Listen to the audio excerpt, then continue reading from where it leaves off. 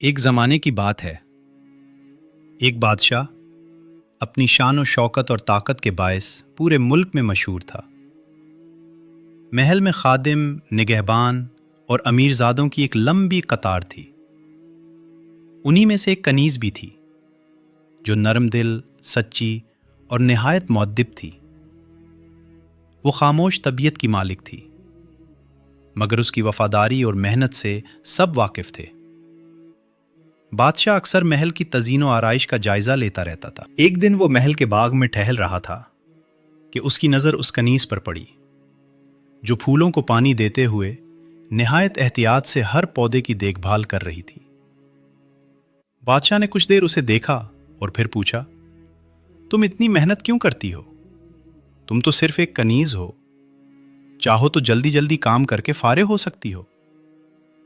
کنیز نے بڑے ادب سے جواب دیا، بادشاہ سلامت، اگر میں محنت نہ کروں تو اس کام کی برکت ختم ہو جائے گی۔ انسان کا اصل مرتبہ اس کے عہدے سے نہیں، بلکہ اس کی نیت اور محنت سے پہچانا جاتا ہے۔ اگر میں اپنی ذمہ داری خوبصورتی سے ادا نہ کر سکی تو کل اللہ کے حضور کیا جواب دوں گی؟ بادشاہ اس کی بات سن کر حیران بھی ہوا اور متاثر بھی۔